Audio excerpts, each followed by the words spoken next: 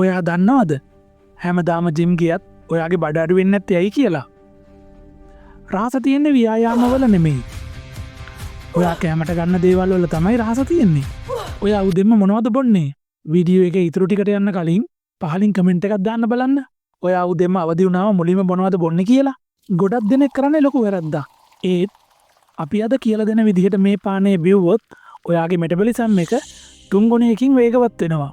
අපි මේකට කියන්නේ ෆැට් බර්නර් ඩිටොක්ස් කියලා. දැන් අපි බලමු මේක කොහොමද හදාගන්නේ කියලා. ඇල්මැර්ම වතුර වීදුරුවකට දෙහිඋෂ තලාගත් ඉඟුරු කෑල්ල විශේෂම දේ තමයි ගම්බිරිස් කුඩි චුට්ටක් එකතු කරන්නත් ඕන. ගම්බිරිස් වල තියෙන පයිපරීන් මගින් මේ දේ දී කිරීම වේගවත් කරනවා. අවසානයේට පිරිසිදු මී පැණි තේ හැන්දක් මිශ්‍ර කරන්න. විශේෂයෙන් මතක තියාගන්න මේක පානය කරන්න ඕනේ උදෑසන හිස් බඩ. අපි අද ඉඳන් දින 14ක අභියෝගයක් පටන් ගමු. හෙට උදේ ඉඳන් මේ පානය බීලා සති 2කින් ඔබේ වෙනස අපිට කියන්න. ඔබේ බඩ අඩු කරගන්න උත්සාහ කරන යාළුවොත් ඉන්නව නේද? ඒ අයට බලන්න මේ වීඩියෝ එක දැම්මම ෂෙයා කරන්න. මේ වගේ තවත් රහස් දැනගන්න නිරෝගී අපි සමග එකතු වන්න.